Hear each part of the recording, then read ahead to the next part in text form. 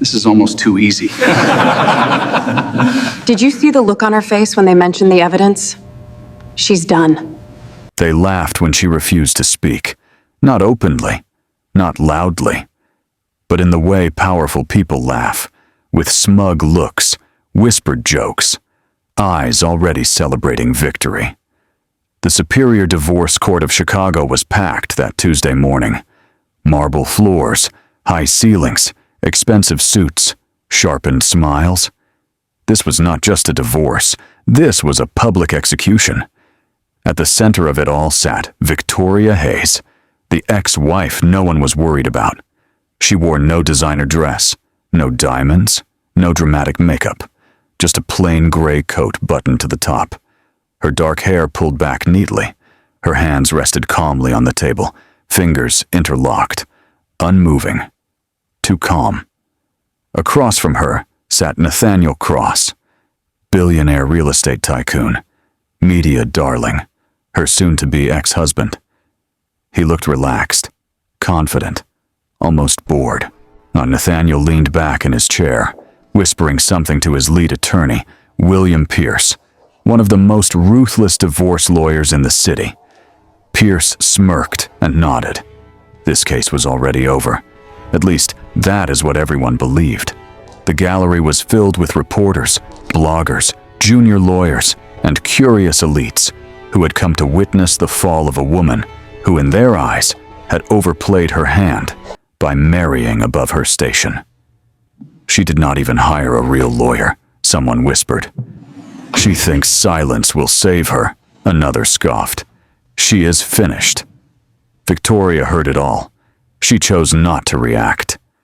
For 3 straight days, the courtroom had been a slaughterhouse. William Pierce had dismantled her life piece by piece. He painted Victoria as a gold digger who had contributed nothing to the marriage. A woman who benefited from luxury without adding value. A woman who should be grateful for whatever crumbs were thrown her way. Nathaniel played his role perfectly. Whenever Pierce spoke of sacrifice, Nathaniel lowered his head like a wounded saint. Whenever Victoria was accused of indifference, Nathaniel sighed deeply, as if burdened by her failures. And Victoria? She said nothing. No objections, no emotional breakdowns, no desperate explanations. Her court-appointed attorney, Sarah Mitchell, had tried. God, she had tried. But every argument was crushed beneath Pierce's rehearsed dominance. By the end of day 3, even Sarah looked defeated. Victoria, she whispered urgently during a brief recess. We are losing everything. The properties, the settlement, the support. He is pushing for nothing, at zero. Victoria did not look at her lawyer. She was staring at the judge, not pleading, not angry, observing. Do you want to testify? Sarah asked quietly. If you do not speak now, the court will assume you agree with their narrative. Victoria finally turned her head. Her eyes were steady, clear, sharp. Not yet, she said softly. Sarah swallowed. Not yet. When? When it matters. Before this story continues, ask yourself something. If you were accused of being worthless, powerless, invisible, and you knew the truth, would you have the courage to stay silent until the perfect moment? Keep that question in mind, because what Victoria does next will either destroy her or destroy everyone who underestimated her. Most people speak when they are attacked. Most people defend themselves immediately. Most people cannot bear the weight of false accusations. But you are still watching. That tells me something about you. You understand that sometimes the strongest move is the one no one expects. If you are the kind of person who finishes what they start, who does not walk away when stories get uncomfortable, hit the subscribe button and be part of our channel as we grow together. Also, like and share. It helps us reach more people who need these stories. Let us build a community of people who choose courage over comfort. Now let us find out what Victoria discovered about power, patience, and perfect timing. Back in the courtroom, Judge Margaret Wells, a seasoned jurist with 30 years on the bench, adjusted her glasses and reviewed the final documents. She had seen this story hundreds of times. Rich husband, quiet wife, to power imbalance disguised as legal fairness. She glanced at Victoria. The woman looked unreadable. "Mr. Pierce," the judge said, "you may proceed with your final argument regarding asset division." Pierce stood, buttoning his tailored jacket like a man stepping onto a stage. "Your Honor," he began smoothly, "this case is painfully simple. My client built an empire long before this marriage ever existed. Miss Hayes, entered that empire, enjoyed its benefits, and contributed nothing measurable in return." Nathaniel nodded solemnly. Pierce continued, voice dripping with false sympathy.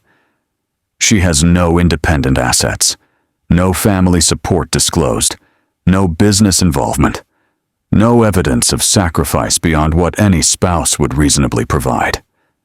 He turned, gesturing subtly toward Victoria. "Silence speaks volumes, Your Honor." A ripple of quiet laughter moved through the gallery. Nathaniel's lips curled slightly.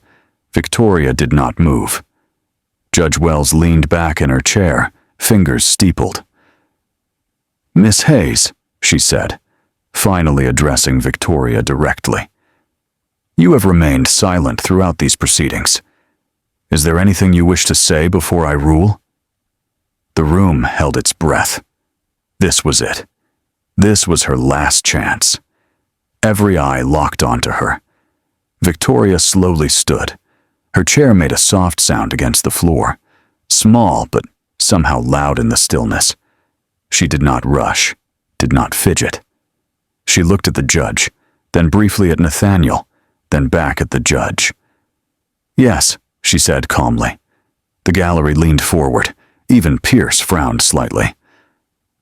"I have something to say," Victoria continued. "But before I do, I would like to ask the court a question." Judge Wells raised an eyebrow. "You may." Victoria inhaled once, not nervously, deliberately. "Your Honor," she said, voice clear and steady. "Before you finalize this ruling, may I ask whether the court has verified the full disclosure of Mr. Cross's familial affiliations?" Nathaniel stiffened. Pierce turned sharply. "Objection. Relevance." Judge Wells held up a hand. "Elaborate, Miss Hayes." Victoria met her gaze. "Because," she said quietly, "the narrative being presented assumes I am alone, powerless, without backing." She paused. "That assumption is incorrect." A murmur spread through the room. Nathaniel laughed under his breath.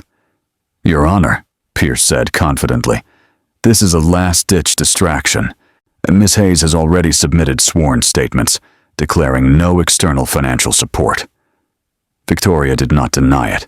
She smiled, just slightly. "I declared no personal assets," she corrected. "Not no family." Judge Wells studied her for a long moment. Then she asked, almost casually, "And who, Miss Hayes, is your family?"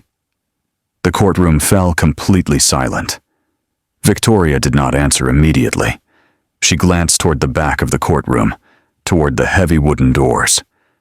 And for the first time in 3 days, she waited. The silence Victoria left behind was heavier than any argument.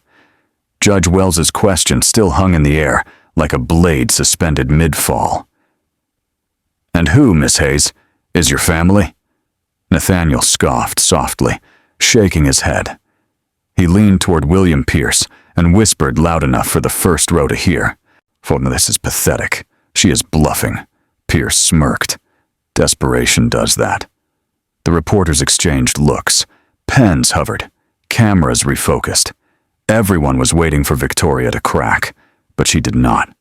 She remained standing, hands folded in front of her, eyes calm, not defiant, not emotional, simply patient. "Your Honor," Pierce said smoothly, "unless Miss Hayes intends to introduce admissible evidence, I suggest we proceed. The court's time. Boom! The sound did not come from the judge's gavel. It came from the back of the courtroom. The massive oak doors, rarely used, usually ceremonial, swung open with force, slamming against the marble walls. The sound echoed like thunder. Every head turned. The bailiff instinctively stepped forward. Court is in session. You cannot. But his voice died in his throat, because the people entering did not look lost. They looked intentional. 4 men stepped in first, dressed in dark tailored suits, movements synchronized, eyes scanning the room with military precision. Not bodybuilders, not cops, professionals. They spread out subtly, positioning themselves along the walls, blocking exits without making it obvious. A ripple of unease spread through the courtroom. Judge Wells straightened. Who authorized this disruption? No one answered her, because then they walked in. A man and a woman. The man was tall, silver-haired, his presence commanding without a single raised voice. His suit was charcoal gray, understated but unmistakably expensive. He carried himself like someone who had never needed permission in his life. Beside him walked a woman in her early 40s, sharp-eyed, elegant, dressed in a black power suit that fit like armor. She held a leather briefcase embossed with a simple crest, an emblem few people recognized immediately, but the ones who did went pale. The room did not erupt. It froze. Nathaniel's smile vanished. William Pierce's confident posture stiffened. The judge leaned forward, squinting. Sir, ma'am, identify yourselves. The silver-haired man stopped in the center aisle. He looked at the judge, then briefly at Nathaniel, then at Victoria. And when his eyes met hers, something changed. The steel softened, just for a moment. Apologies for the interruption, Your Honor, the man said calmly. His voice was low, controlled, powerful in a way that did not need volume. We were delayed by traffic. A pause. My name is Alexander Hayes. The name hit the room like a shockwave. One reporter gasped, and another dropped her pen. A junior attorney in the back whispered, "No way." Nathaniel's face drained of color. Judge Wells's eyes widened almost imperceptibly. Alexander Hayes. Yes, that Alexander Hayes. The woman beside him stepped forward. And I am Diana Hayes Morrison, she said, senior partner at Hayes Morrison and Associates. William Pierce swallowed. Hayes Morrison and Associates did not handle divorces. They handled mergers, governments, international collapses. They did not walk into courtrooms uninvited unless something big was about to happen. Pierce found his voice. Your Honor, this is highly irregular. These individuals are not listed counsel. Already filed, Diana said smoothly, opening her briefcase and handing documents to the bailiff. Electronically. 15 minutes ago. The bailiff glanced at the papers, and then at the judge. His face tightened. Judge Wells took the documents, scanned them quickly, then looked up at Victoria. Miss Hayes, she said slowly, are these people here on your behalf? Victoria finally spoke again. Yes, Your Honor. She turned, walked down the aisle, and stopped in front of Alexander Hayes. Dad, she said quietly. The word echoed louder than the door had. Dad. A stunned silence crashed over the courtroom. Nathaniel staggered back in his chair. No, that is not possible. Alexander Hayes placed a gentle hand on Victoria's shoulder. I am here, he said. We all are. Judge Wells removed her glasses. Mr. Hayes, she said carefully. For the record, are you confirming a familial relationship with the petitioner? Alexander nodded once. Victoria is my daughter. The courtroom exploded into whispers. I, Alexander Hayes, founder of Hayes Global Holdings, one of the most powerful private financial dynasties on the East Coast. A man whose name appeared in footnotes of history books, not tabloids. Nathaniel had done business adjacent to Hayes' companies for years. He had never once imagined. That is impossible, Nathaniel snapped, standing abruptly. She said she had no family, no money. She lived like a normal person. Diana cut in coldly. Yes, that was her choice. Victoria turned slowly to Nathaniel. I told you I wanted a simple life, she said evenly. You never asked why. Alexander looked at Nathaniel now, and the look was not anger. It was disappointment. She asked us to stay away, Alexander said calmly. She wanted to be loved for who she was, not for our name. Nathaniel laughed nervously. This is some kind of setup. No, Diana replied. This is accountability. Judge Wells cleared her throat. Given this development, the court will take a brief recess. Victoria shook her head. No recess, Your Honor. The judge looked surprised. I have been silent for 3 days, Victoria continued, not because I was afraid, but because I needed everything on record. She turned back to the judge. Now, I am ready to speak. Nathaniel felt something cold settle in his chest. For the first time since the trial began, he was not in control anymore. The courtroom no longer felt like a place of judgment. It felt like a battlefield. And the balance had suddenly, violently shifted. Judge Wells leaned back in her chair, studying the people now standing in her courtroom, and people who did not belong to the usual ecosystem of divorce hearings and broken marriages. Alexander Hayes stood quietly, his hands resting on the silver head of his cane. He did not need to speak loudly. His presence did the talking for him. Diana Morrison placed her briefcase on the table with a soft, deliberate click. The sound alone seemed to snap the room back into order. Your Honor, she said, composed and precise. Before any ruling is issued, the court must be made aware that the foundational assumptions of this case are flawed.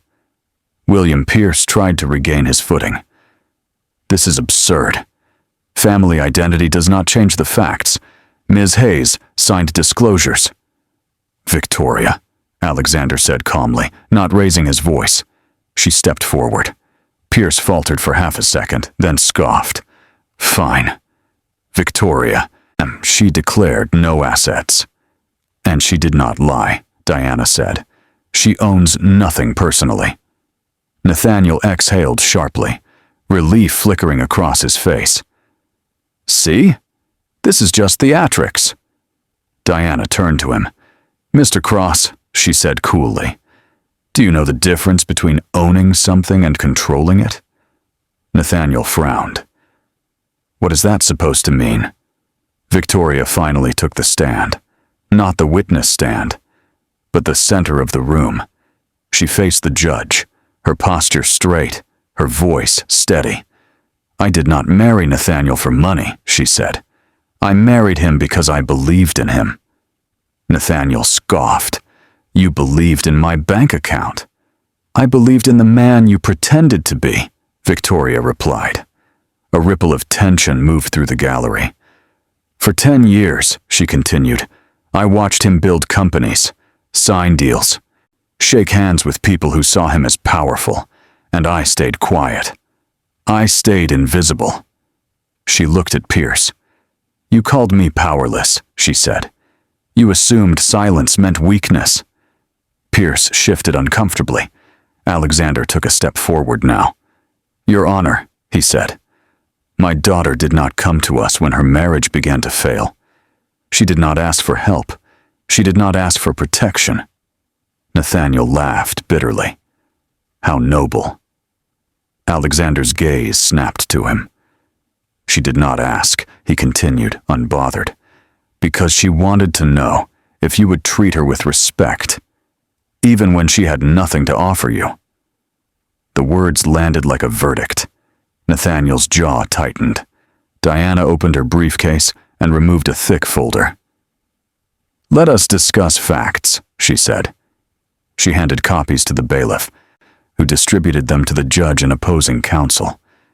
Pierce's confident expression cracked as he skimmed the first page. "What is this?" he demanded. "Trust documentation," Diana replied. "Specifically, the Hayes Family Strategic Trust." Judge Wells's eyebrows rose. "That trust has not been publicly active in years." "It has," Diana said, "just quietly." Victoria spoke again. 3 years ago, she said, when Nathaniel's flagship development project was on the verge of collapse, someone stepped in. Nathaniel stiffened. "That project was saved by a private investment group," Victoria continued.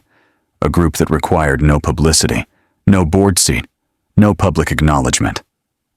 Nathaniel swallowed. "Vanguard Capital Holdings," Pierce muttered, reading aloud. Victoria nodded. "That company is a shell," Diana added. "Like owned entirely by the Hayes Trust." The gallery erupted into whispers. Nathaniel shot to his feet. "That is impossible. That money came from my family," Victoria finished calmly, "at my request." Nathaniel stared at her like he was seeing a stranger. "You invested in my company?" "Yes." "How much?" Judge Wells asked the question everyone was thinking. Diana did not hesitate. 48%. The number sucked the air out of the room. Pierce went pale. Nathaniel laughed hysterically. "That is a lie. I own the majority." "On paper," Diana replied. "Until last month."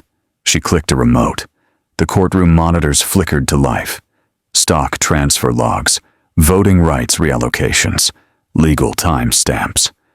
Judge Wells leaned forward, eyes scanning. "Victoria Hayes," Diana said, "is not a dependent spouse." She turned slightly, meeting Nathaniel's gaze. "She is your largest stakeholder." Nathaniel's legs gave out. He collapsed back into his chair. "That means," Diana continued, "any attempt to strip her of assets becomes problematic." Pierce stammered. "Your Honor, this was not disclosed." "It did not have to be," Victoria said softly, "because you never asked the right questions." Judge Wells removed her glasses again. "Mr. Cross," she said slowly, "were you aware of this ownership structure?" Nathaniel opened his mouth. Nothing came out. Alexander spoke quietly. "She stayed silent," he said, "because she wanted you to lie first." The judge looked sharply at Nathaniel. "You testified under oath that no third-party entities held controlling interest in your assets." Nathaniel's hands began to shake. That was before you were exposed?" Victoria asked. The courtroom was deathly quiet now. The laughter was gone. The smugness evaporated. Only fear remained. Judge Wells leaned back. "I believe," she said carefully, "this court needs to reassess more than just asset division." She looked directly at Nathaniel. "I have a few questions of my own." Nathaniel's heart sank. This was no longer a divorce. This was an unraveling. The courtroom felt colder now, not because the temperature had changed, but because fear had entered the room. Judge Wells sat perfectly still, fingers resting against her chin, eyes fixed on Nathaniel. The confidence that once filled the billionaire's posture had evaporated. His shoulders slumped slightly, his breath uneven. For the first time in 3 days, Nathaniel looked small. "Mr. Cross," the judge said slowly, deliberately, "you testified under oath that you were the sole controlling authority over your assets and affiliated entities." Nathaniel swallowed hard. "Yes, Your Honor." "And you further testified," the judge continued, "that no external trusts, shell companies, or family offices held voting power in your businesses." Pierce shot up. "Your Honor." The judge raised a single finger. "Sit down, Mr. Pierce." Pierce froze. Sat. Judge Wells leaned forward. "Mr. Cross," she repeated, "were you aware that 48% of your flagship company was owned by an entity connected to the Hayes Family Trust?" Nathaniel's mouth opened, closed. opened again. I did not know who was behind it, he stammered. I just knew the capital came in when we needed it. Victoria tilted her head slightly. You did not ask, Nathaniel snapped toward her. You had no right to do that behind my back. I was your wife, Victoria replied, and your company was collapsing. Alexander spoke then, his voice low but cutting. She saved you. Nathaniel laughed weakly. You expect the court to believe that? Diana stepped forward, her tone clinical. We do not expect belief, Mr. Cross. We have documentation. She handed another set of files to the bailiff. Judge Wells flipped through them carefully. Investment timelines, board approvals, emergency capital injections, all signed by Victoria Hayes. You used her money, Diana said, to stabilize your empire. And then you tried to erase her. Pierce found his voice again. Your Honor, even if this is true, none of this negates the marital dissolution. It changes everything, the judge interrupted sharply. Pierce went quiet. Judge Wells turned to Victoria. Miss Hayes, she said, why did you not disclose this earlier? Victoria did not hesitate. Because I needed the truth, she said. Not performance. She turned to Nathaniel. I needed you to say under oath that you owned everything, that I contributed nothing, that no one stood behind me. Nathaniel clenched his fists. You set me up. No, Victoria said. You exposed yourself. Alexander nodded slightly. She waited, he said, because lies collapse best when they are fully built. The judge exhaled slowly. Mr. Cross, she said, do you understand the legal consequences of misrepresentation and perjury in this court? Nathaniel's voice cracked. Your Honor, I did not intentionally lie. You benefited from the lie, the judge said coldly. The words hung heavy. Diana continued. There is more. Pierce's head snapped up. More? Yes, Diana said. The Hayes Trust did not just invest. She clicked the remote again. New documents appeared on the screen. Loan agreements, personal guarantees, collateral disclosures. Nathaniel's eyes widened. Judge Wells frowned. These are margin loans, Alexander answered calmly. When Mr. Cross's liquidity became unstable, he borrowed against future earnings, using his controlling shares as collateral. Nathaniel stood abruptly. That is confidential and overdue, Diana replied. She pointed to a date.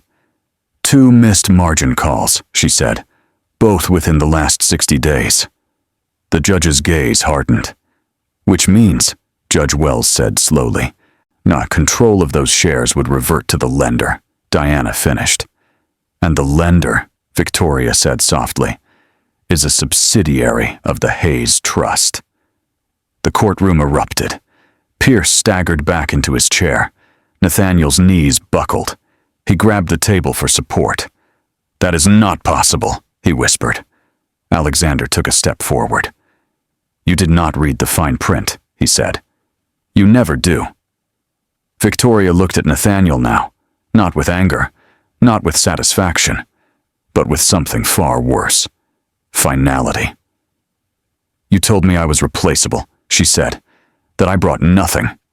Nathaniel looked up at her, eyes glassy. Victoria, please. Judge Wells raised her gavel. Order. The room fell silent again.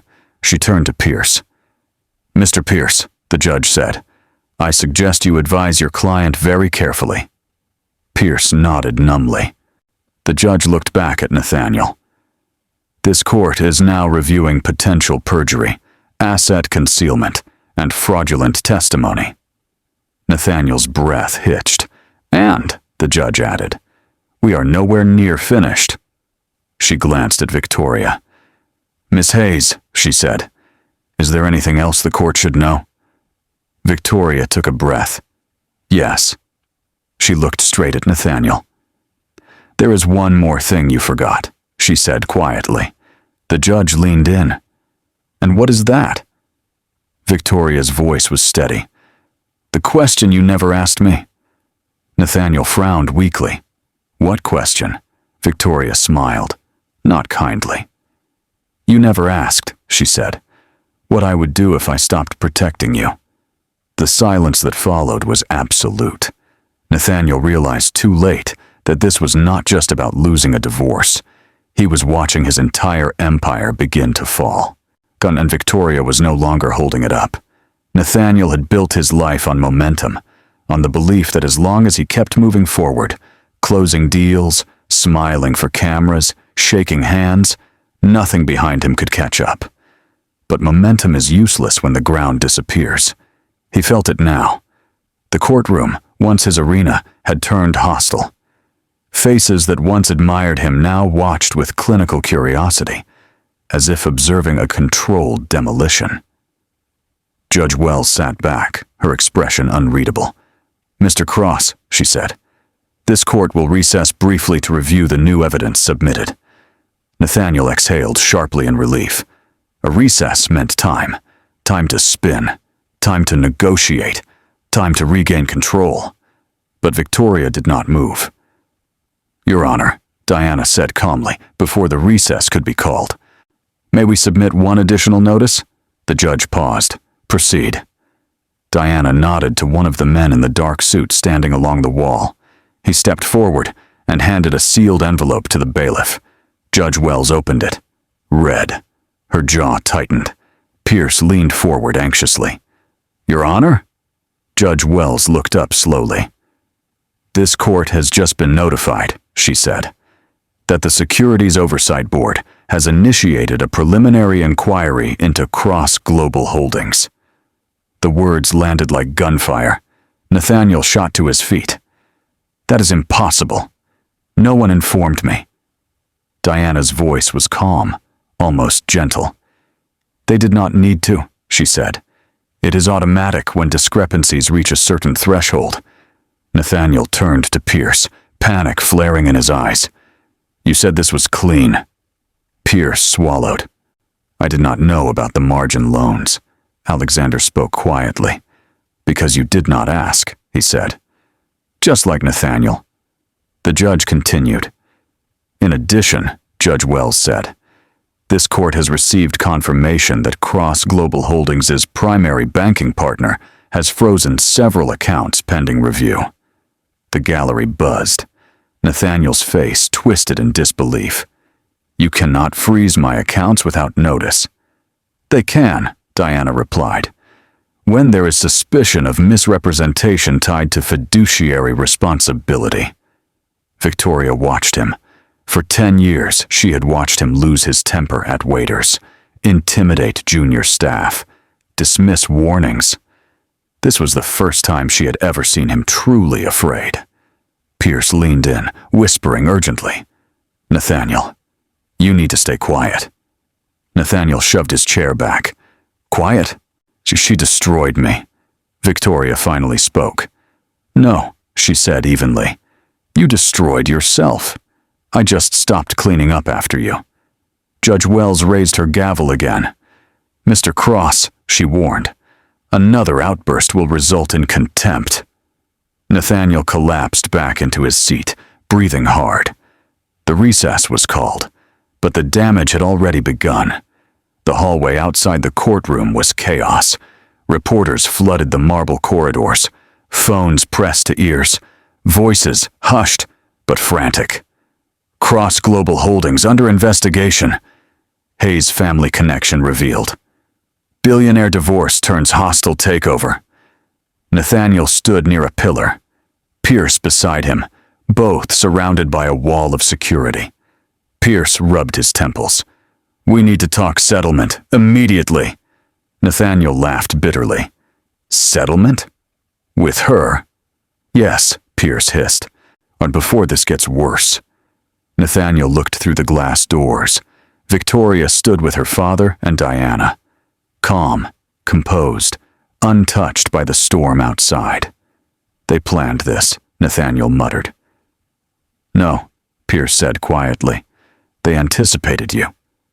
Across the room, Diana checked her phone. Board meeting just moved up, she said to Victoria. Emergency session. Cross-Global Holdings directors are nervous. Victoria nodded once. Alexander studied his daughter. Are you ready? She met his gaze. I have been ready for a long time. Back inside the courtroom, the recess ended early.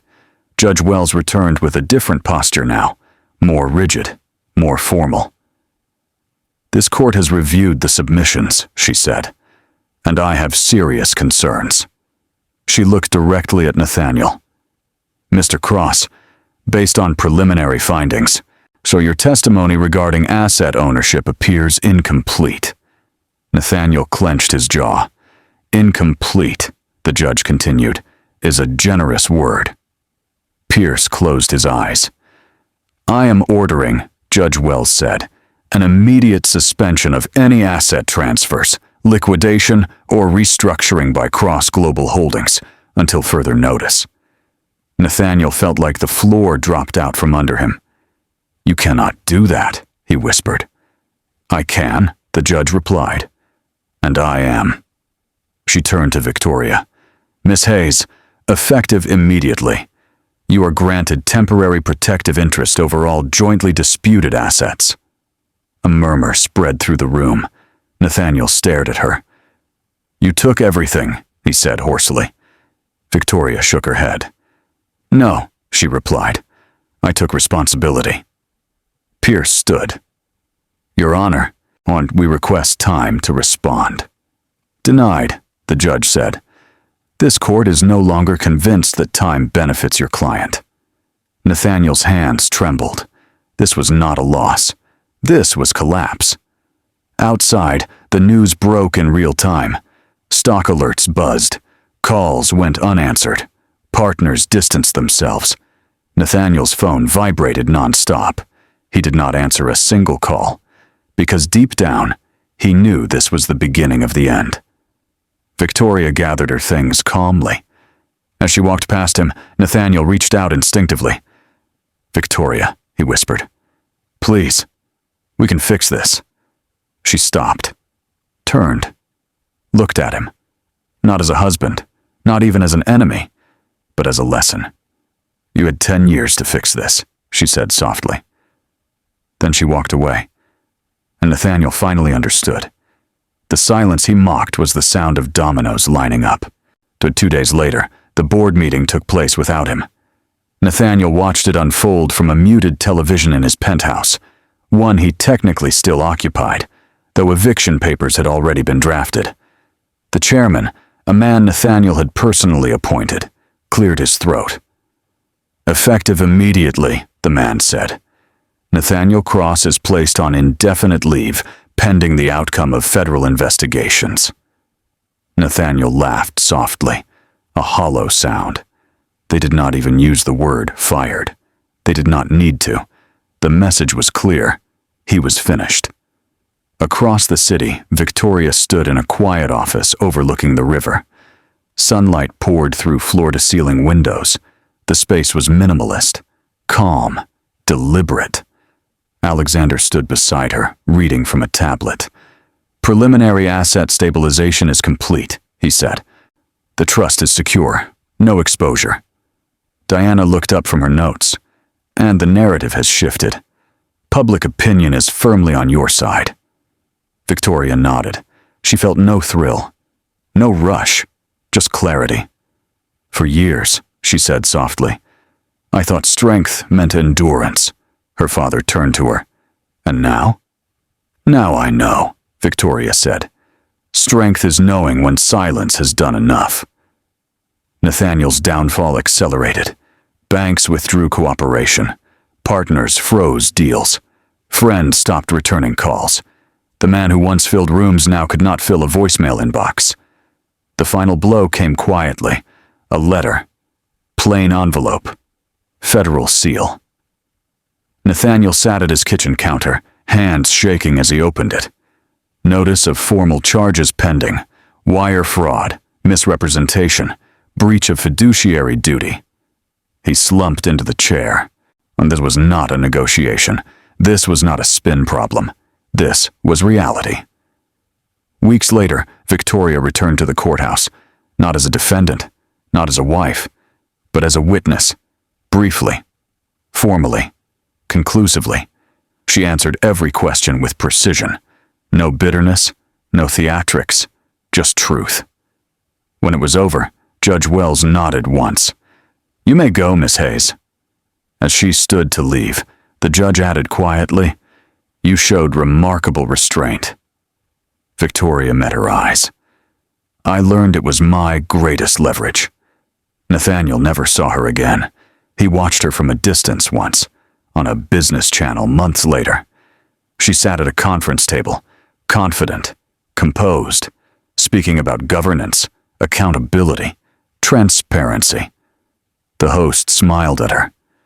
"Miss Hayes," he said, "people are calling you one of the most unexpected power players of the year. What do you think made the difference?" Victoria smiled slightly. "I stopped trying to be heard," she said, and started letting people reveal themselves. Nathaniel turned the TV off. The penthouse was sold. The accounts were drained. The name Cross faded from relevance faster than anyone expected, because power without integrity does not collapse loudly. It disappears. One evening, Victoria stood alone on her balcony, the city stretching endlessly below. Alexander joined her, handing her a glass of water. "Any regrets?" he asked gently. She thought for a moment. "No," she said. "Just lessons." He nodded. "That is power," he said. "Earned, not taken." Victoria looked out at the lights. For the first time in her life, she was not standing behind anyone. She was not waiting. She was not surviving. She was choosing. And that was the final truth Nathaniel never understood. They thought the wife was powerless because she stayed quiet, because she did not fight for attention, because she did not beg to be believed. But silence, when backed by truth, is not weakness. It is a strategy. Some stories do not end with applause. They end with understanding. Victoria Hayes never claimed her life was perfect after everything she had been through. She still woke up tired some mornings. She still missed the life she once imagined. There were days when fear returned quietly, sitting beside her like an old acquaintance. But here is what changed. She stopped waiting for permission to become who she needed to be. And now, you have a choice. You can watch this story, feel something for a few minutes, and scroll on with your life. Or you can let it change something. If you are the kind of person who does not walk away when things get uncomfortable, who finishes what they start, who believes that silence can be the strongest weapon you have, hit that subscribe button right now. We always share stories like this. Stories about people who were supposed to disappear, who refused, who turned their worst moments into their greatest transformations. And here is what I need you to do before you leave. Drop a comment with just one word, the thing you are walking toward right now that scares you, the decision everyone told you not to make, the path that terrifies you because it is yours alone. One word. That is it. Let us build a community of people who choose courage over comfort, who stay when everyone else runs. Because if Victoria's story taught us anything, it is this. The thing you are most afraid of is usually the thing you need most. Subscribe. Comment. Share this with someone who needs to hear it. Sometimes one story becomes the beginning of everything.